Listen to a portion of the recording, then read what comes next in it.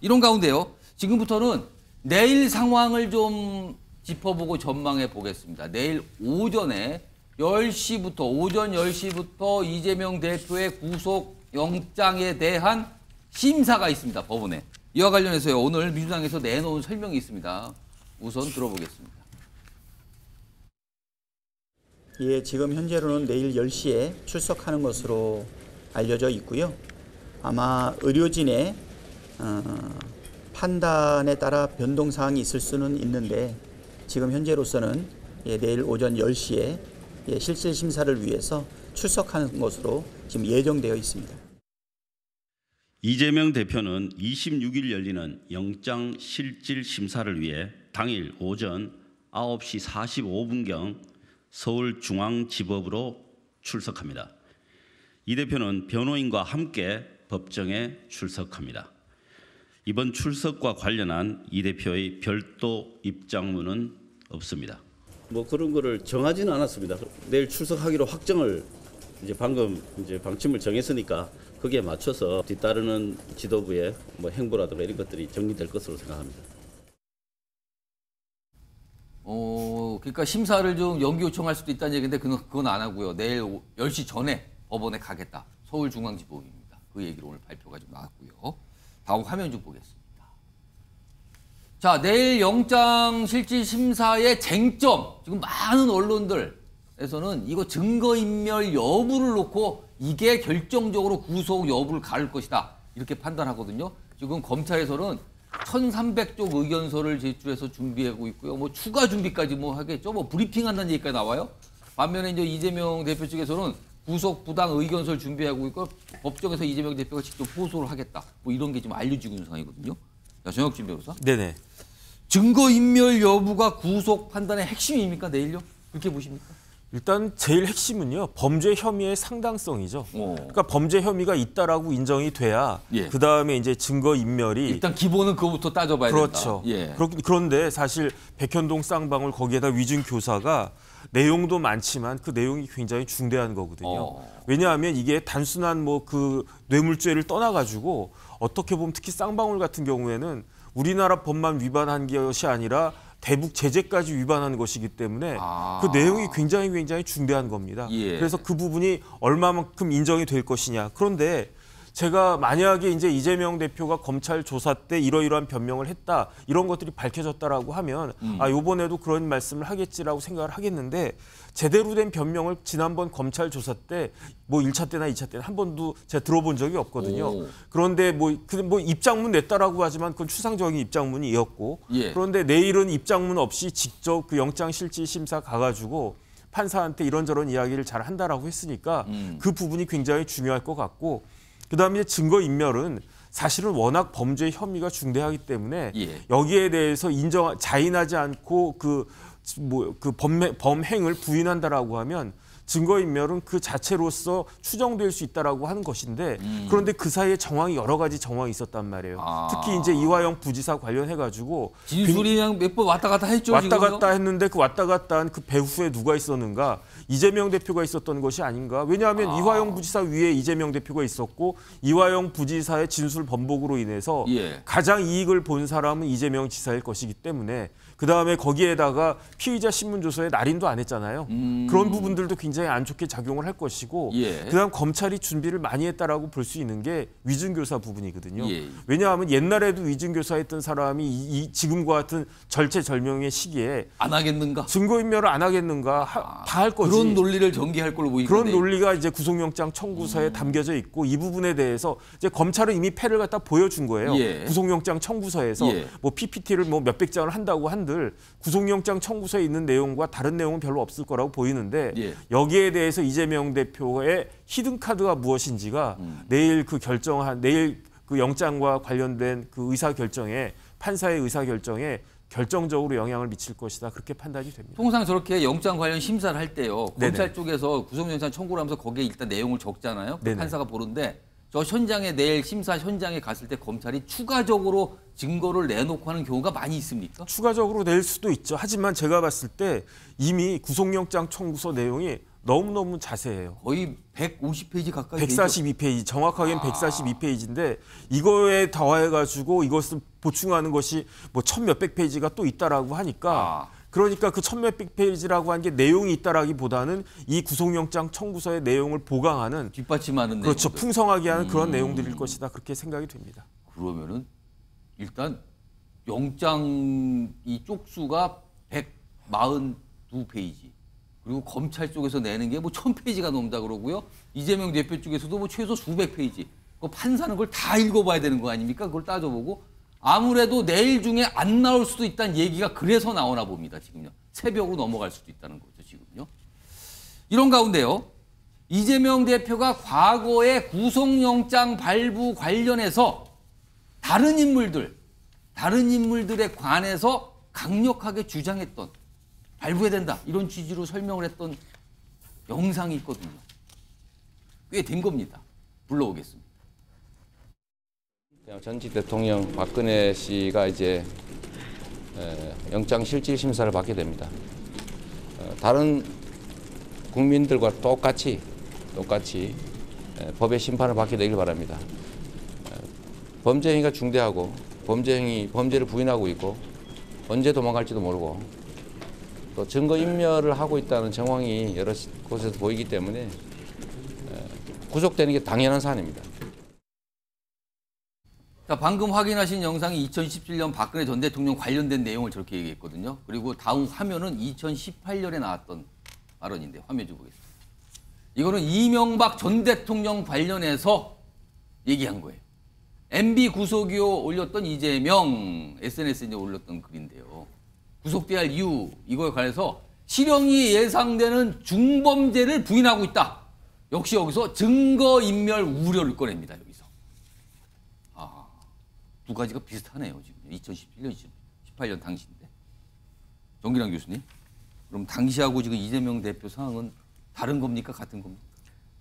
일단 일반 국민들이 어떻게 느끼느냐가 중요할 것 같아요. 이재명 대표 입장에서는 어쨌든 부메랑이 되고 있는 것만은 분명한 현실이다. 저 얘기만 놓고 본다면 우리가 보통 뭐 이적이라고 그러나 이재명의 적은 이재명의 발언이다. 과거의 발언이다 할 수 있잖아요. 자, 그럼에도 불구하고 지금 이 윤석열 정부와 검찰의 정치 수사에 의해서 이른바 야당 탄압, 또 정치 탄압, 정적 제거라는 걸 주장하면서 지금 이 범죄 혐의에 대해서는 전체적으로 다 부인하고 있는 상황이죠. 부인을 하고 있어요. 그렇다고 한다면 지금 그 말대로 한다면 구속 수사가 너무나 당연한 상황이에요. 부인을 하고 있으니까. 부인을 하고 있고 또 증거인멸의 우려를 제기하고 있잖아요. 아까도 부인을 하고 있는데 인정 안 한다. 그리고 증거인멸 우려가 있다. 그러니까 구속이다. 이 전개였거든요, 논리가. 그런 전개로만 본다면 아니 전직 대통령도 구속하는 마당에 야당 대표를 구속하지 못할 이유가 없는 게 검찰과 법원의 논리일 거라는 거예요. 그래서 구속이 맞다는 게 아니라 이것에 임하는 이재명 대표의 자세라는 겁니다. 저는 구속의 부당성에 대해서 어떻든 간에 호소해야 될 거 아닙니까?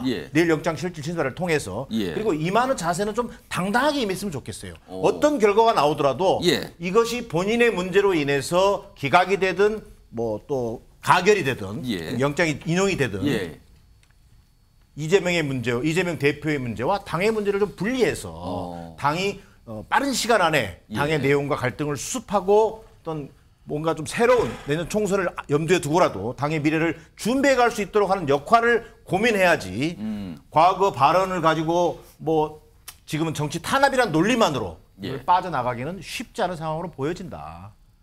그게 또 야당 대표와 당원들이 주장하는 것과 정말 중요한 것은 역시 심판의 역할이거든요. 국민들이 이 문제를 어떻게 받아들일 것인가. 이것 또한 중요한 대목으로 보여집니다. 그러니까요. 이재명 대표 관련된 이슈가 워낙 관심을 받다 보니까 2017년, 2018년에 보인했던 발언 글까지 좀 회자가 되는 상황이에요. 검찰이 이런 걸 아마도 알고 있겠죠. 내일 아마 판사가 뭔가를 다 감안해서 판단을 하지 않을까 싶기도 합니다. 자, 이런 가운데 이분은 이걸 뭐라 그럴까요? 또 틀렸다고 해야 될까요?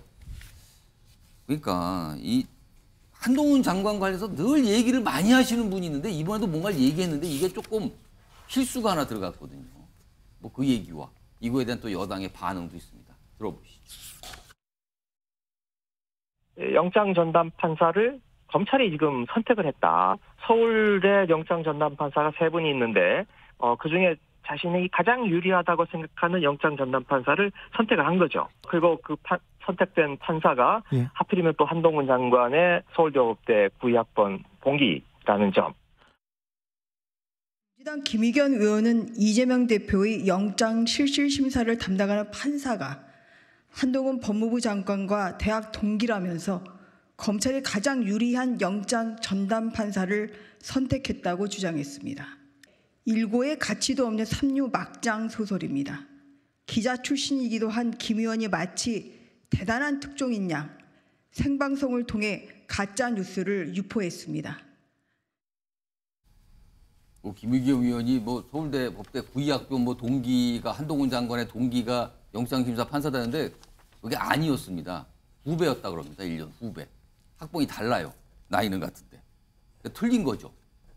그래갖고 또 법무부에서 이걸 반박을 하고 이거 가만히 있을 수 없다 또 이런 내용까지 나왔거든요. 가짜 뉴스다 법무부 이거 조치한다.